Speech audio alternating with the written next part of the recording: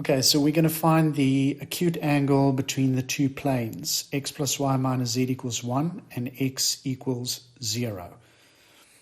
So there we've got the two planes, and what we're first going to do is we're going to look at a rough sketch to indicate the line of intersection, and then we're going to start off by parameterizing this line of intersection. Okay, so there's P1 and P2. There's the intersection line, so there's the line of intersection. And so we're going to parameterize this line, as I said, and then we're going to look at a vector that lies on that straight line. We're going to take that vector and center it at a particular point, and then work from there. Okay, to parameterize this red line, we take plane P2, make one of the variables the subject, and then substitute it into plane P1. So in this case, it's easy to do. So we take x plus y minus z equals 1 and make the variable the subject. There's only one x, so we're going to plug that into P1. So therefore, y plus, not y plus, but y minus z is going to be equal to 1. And so what we're going to do is we're going to let z be a parameter, and then find the other variables in terms of t. So we can then say that y will be t plus 1, and we know that x is equal to 0. All right, so this line of intersection, let's call it L1. L1 is going to be the line where x is 0, y is t plus 1, and z is equal to t. All right, so there's line L1, and what we're going to do is we're going to start off by looking at a point from which we're going to center our vector. We're going to call it Q1, and we're going to let Q1 be the point where t is 0. So in that case, Q1 is going to be the point where t is 0. So we've got a 0 there, we've got a 1 there, and we've got a 0 there. Then we're going to look at point Q2, which is the end point there. Okay? And we are going to make that where t is 1. So Q2 becomes the coordinate point, 0, 2, and 1. All right, and there we're going to look at the vector that starts at Q1 and ends at Q2.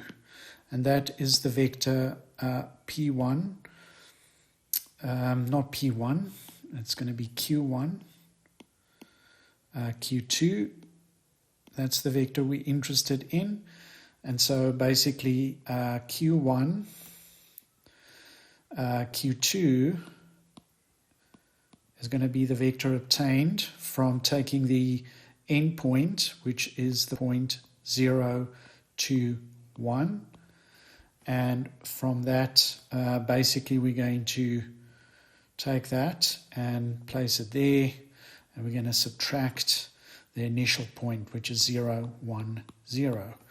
And that is going to be 0 minus 0, 2 minus 1, and 1 minus 0, which is 1. Okay, so therefore this vector Q1, Q2 is going to be the vector 0, 1, 0, 1, 1. Okay, then so the starting point is Q1. So then what we want to do is we want to pick a vector on the plane P1. And so the vector can be pretty much any vector, but we want this green vector specifically, as I said, to lie on P1. And what we want is we want this green vector to have a very specific property and to measure the right angle. So we want this green vector to be such that it is orthogonal to the red vector. Okay, and we're going to call this vector u. And what we want is we want the endpoint. So we know what Q1 is, which is the starting point. So this vector u, we want it to have a particular endpoint. This endpoint is xyz. We want this xyz to lie on the plane P1. And we also want it to be a point such that it's going to force the green vector to be orthogonal to the red vector. All right, so u has to be xyz minus q1, which is the starting point. We said q1 is the point 0, 1, 0. So if we go back there and see that q1 is the point 0, 1, 0. Okay, so we want the vector u to be orthogonal to this vector q1, q2. All right, so that is going to be the dot product between the two vectors. All right, so that's going to become u, which is x, y minus 1, z, dot with 0, 1, 1. So that's going to be y minus 1 times 1 plus z times 1. And that has to be 0.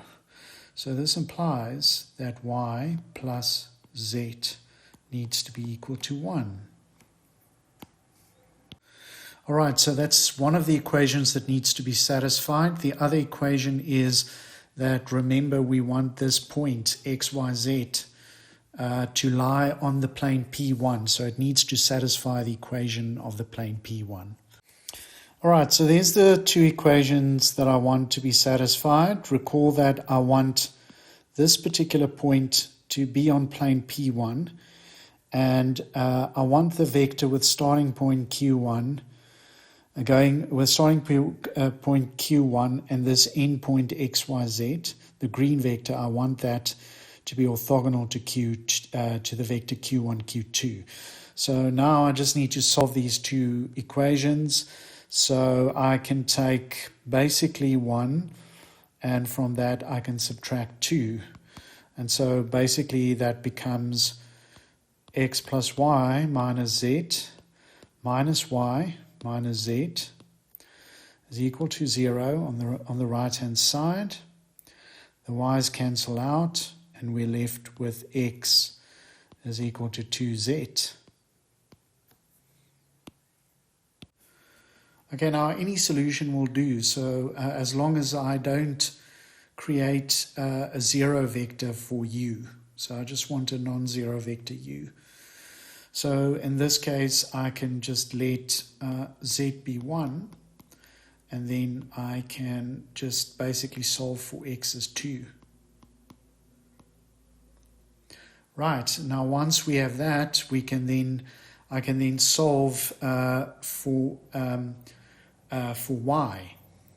Right, and so basically going from there, we can then from 2, we can then do the substitution and basically get that y needs to be 1 minus z, and then we just plug that value of z in and we get that y is 0.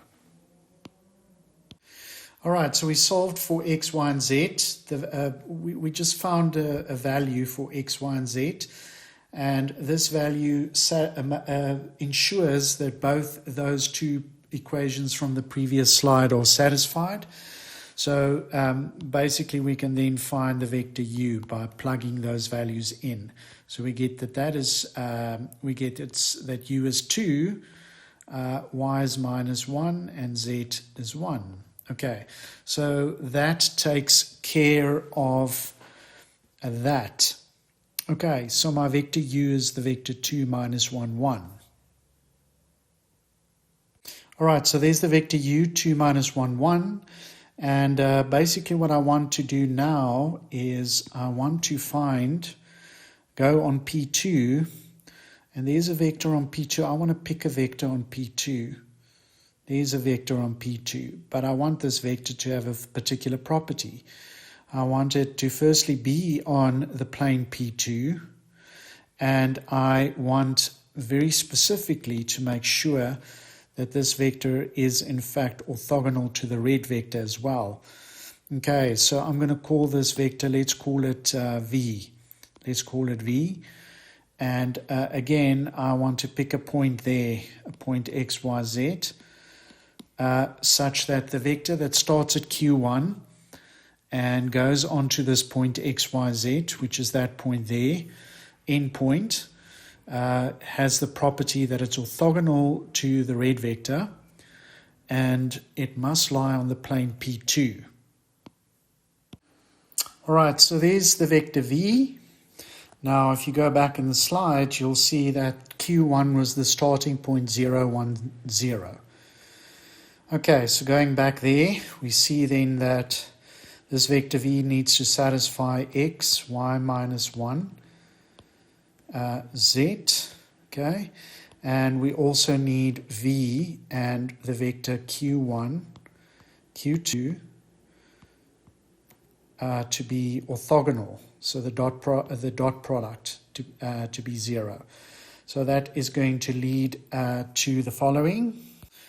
Okay, so just recall that Q1, Q2 is the vector 0, 1, 0. So again, you get y minus 1 plus z is equal to 0.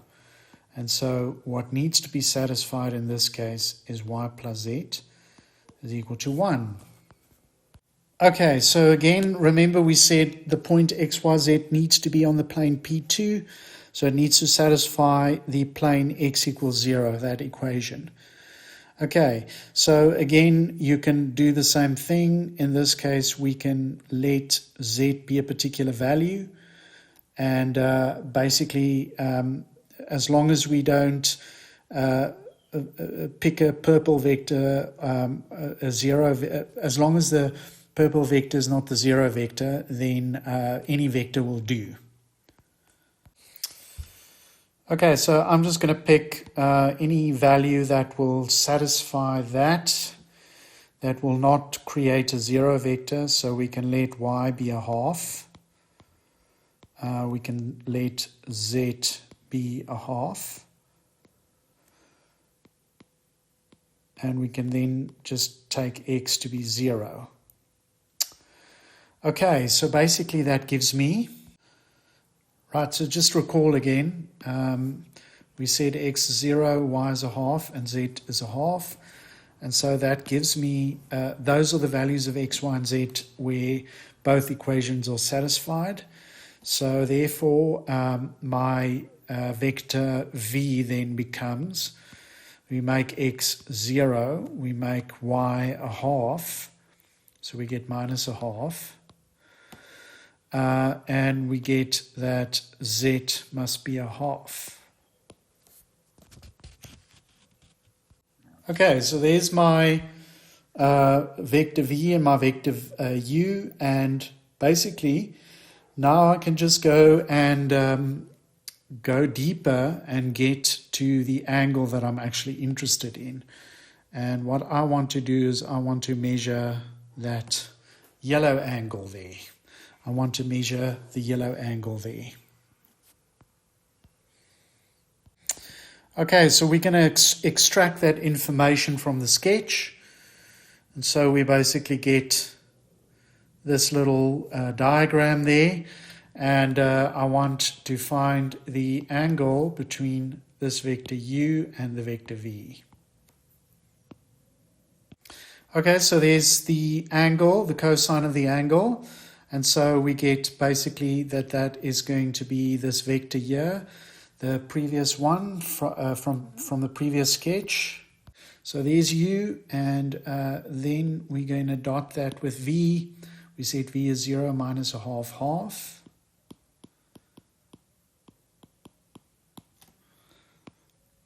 Right, and working out the norms, we get square root 6 and 2 times a quarter, the square root of that. All right, and simplifying, we obtain then basically a cosine of theta is 1 over the square root of 3.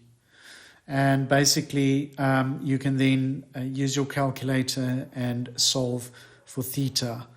So that is approximately 54 comma 7 degrees.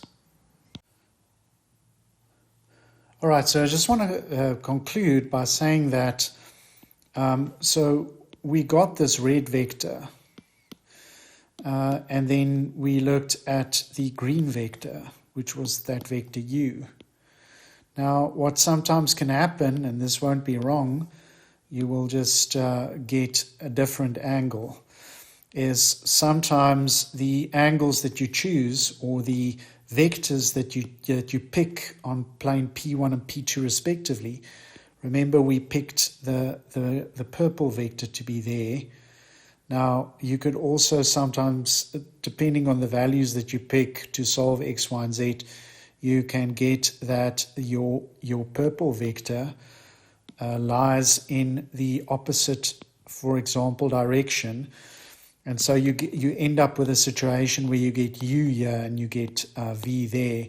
And then the angle that you're going to measure, which is that angle there, that theta, that is going to be it's going to be a different angle, and it's going to be bigger than the angle that we worked out, the 54.7 degrees. If they asked for the acute angle, which is smaller than 90 degrees, then just take note that you shouldn't forget that that this angle is 180 degrees. So if I want the acute angle, which is that angle that we measured, you just basically take you basically take this angle that you measured, which is that theta there, and from that you take 90 degrees minus this red theta, and you will end up getting that angle. So you could get two different angles in this case. You can either get the one on the other side, or you can get this one here. So you can, if you have the one, you can get the other one by just subtracting, using the fact that it's 180 degrees. And you can look at two intersecting planes from the side and basically observe that these angles are the same there, and that is the same. And so you can get, and also observe that that angle is 180 degrees. And so if you have the one, you can get the other one. All right, so alternatively, you can actually use the normal vectors to find the angle between two planes. So there we've got plane P1 and P2, and the normal vector of P1 is going to be N1, and it's going to be this green vector here. Then the angle between, or rather the normal vector of, with respect to the plane P2 is N2. Okay, and what we want is we want to find this angle alpha. All right, and let's call this big angle here, let's call that angle gamma. And the other angle, let's call that angle theta. Now, the dot product, if we use the cosine rule with respect to the dot product, that cosine angle is going to be, we're going to call that theta. So we know that the cosine, remember the angle between two vectors is determined to be between 0 and 180 degrees. So we know that the cosine of theta is going to be the normal vector n1, it's dot product, with a normal vector n2, and you're going to divide by the norm of n1 times the norm of n2. And that's going to give you the angle theta. That's an angle that runs between 180 degrees and 0 degrees. So if alpha is 0, then theta obviously is going to be 180 degrees. And so the normal vectors have an angle of 180 degrees between them. That's going to mean that the plane P1 and P2, they're going to lie on top of one another. All right, so we know basically gamma is going to be, let's call it radians. So it's going to be pi over 2 plus pi over 2 plus alpha. So that's going to be pi plus alpha. So that's the 1. Okay. All right. And also gamma plus theta is going to be 2 pi. So now we can then from 1 we can go and solve for alpha as basically gamma minus pi. And so basically from 2 we can obtain that we can we know what gamma is, and so we can solve for alpha. So we know alpha is gamma minus pi, and so as I said, from 2 you can basically plug in gamma as 2 pi minus theta. So that's 2 pi minus theta minus pi. And so you can solve that as pi minus theta. Okay, so putting all that information together, we get that alpha is pi minus theta. And so we can basically just solve theta using this information here and get alpha by plugging the theta in there, whatever the theta is that we solve. So that's another way of finding the angle between two planes. All right, next up we are asked to find the equation of the plane that contains the line, that parameterized line, and is parallel to the line of intersection of the two given planes. All right, so recording that information, we've got the line L1, which is parameterized, and then we've got the two planes. So according to the question, we want to first look at what the line of intersection between P1 and P2 looks like. All right, so there's just a diagram to indicate the two planes P1 and P2. I'm only drawing a small section of both planes, and what we were interested in is we want to look at that line of intersection. The plane that I'm going to find the equation of is required to contain the line L1, and it must also be parallel to this red line that I indicated here. Okay, so that line there, the equation of the plane that I'm asked to work out, that must be parallel to this red line. So I need to first look at what the red line looks like, and then I have to find a vector that lies on this red line and work from there. All right, so finding the intersection between the two planes, we can look at plane P2 and make a Z the subject. We get that Z is going to be minus x minus 1. And then again we can go and parameterize. And so, so basically from P2 we obtain this. And so we can let x be a parameter. And then we can then go and solve for z in terms of this parameter. And so we get that z is minus t minus 1. And then again from P1,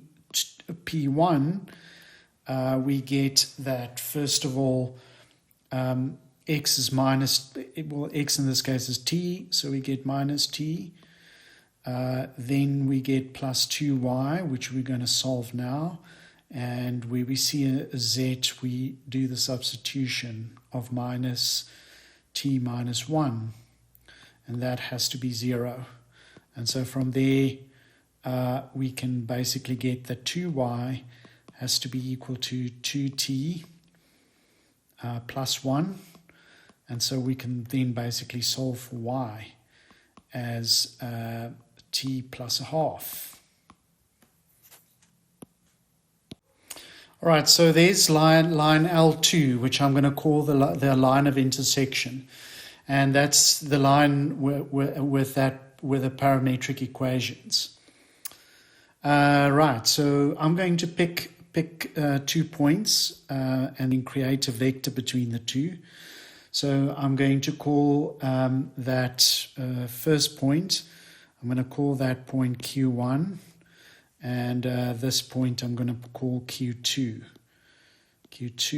All right. So Q1 is the point where, let's make T0. So we're going to take T0, and that is going to give me my point Q1. So that's going to be a 0, that's going to be a half, and that is going to be a -1, so that's Q1.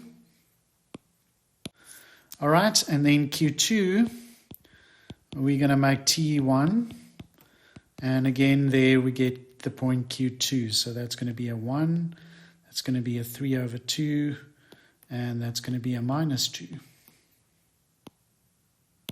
All right, so we're looking at that vector there. We're looking at the red vector, which is that vector there.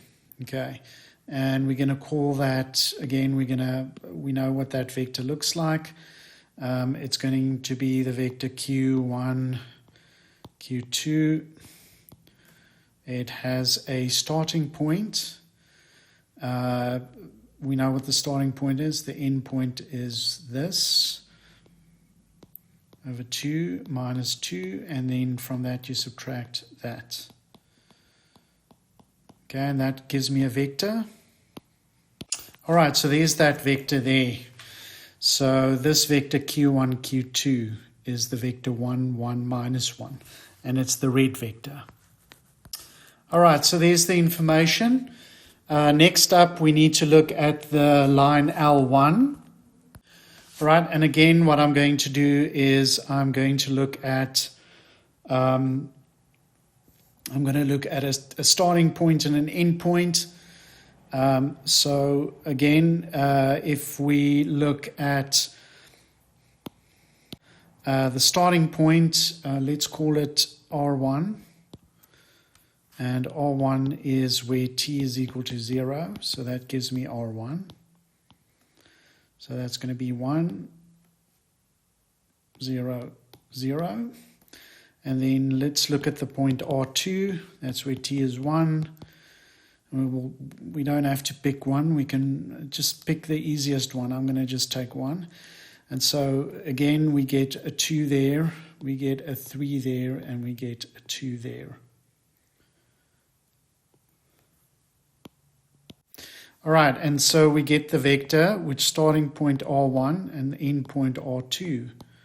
And that is going to be the vector 2, 3, 2 minus 1, 0, 0. So that's the vector 1, 3, 2. Okay, and this vector, we're going to call it a green vector. Okay, so let's say there's that vector on the line L1. And that is going to be that vector there. And we're going to have that it is R1, R2. Okay. All right, so basically my plane needs to contain, the green vector. All right, so there's the plane that I want. And what this plane needs to have is it has to basically, we want it to contain this green vector. We want the plane to contain that green vector. If it contains the green vector, then it will contain the line of with given parametric equations.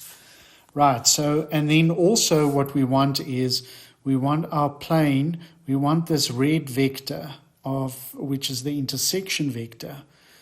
we want that red vector, we want our plane to be parallel to this red vector there. Okay, so for a plane, again, we need a starting point, and we need basically a normal vector, which is this vector here. We want a normal vector. And again, we want a starting point, so we can use this green vector as our starting point. We can use the starting point of the green vector. All right, so the normal vector, which is the black one, needs to be orthogonal to the green vector. And also for the plane to be parallel to this red vector, what we want is we want that same black vector, which is that one there. We want that one to be orthogonal to the red vector as well. So we need to find a normal vector that's orthogonal to both the red and the green vector. Okay, so basically we have the green vector here, and we have we've got this red vector there. And so what you can do is you can just let the normal vector, in this case, just be an arbitrary vector. And what we require is we require n to be orthogonal to this R1, R2. And we require this normal vector to also be orthogonal to Q1, Q2. Right, plugging in the information, we get that. And so we get two equations. Okay, and so we get that. And so we can easily find a vector. Remember, we want ABC to be a non-zero vector. So we just have to pick the values so that it's not the zero vector. Adding the two equations, we get that the C's cancel. And so you get this information here. You get that A is basically going to be minus 2B.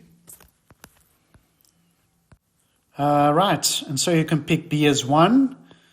And so we can easily solve for A as minus 2. All right, furthermore, we can then solve for C. So C is basically going to be A plus B. And so we get minus 2 plus 1. We get minus 1. All right, so we get our normal vector, minus 2, 1, minus 1. Okay, so we said our green vector is the starting vector, and we said the starting point of the green vector is the point. If one goes back, see it's that point there, 1, 0, 0, and so that's the starting point for my plane. So my equation of the plane becomes, so it's going to be the normal vector in this case is minus 2 x minus 1 plus 1 times y minus 0 plus minus 1 times z minus 0 is equal to 0. And so we obtain the equation of the plane that fits the necessary requirement.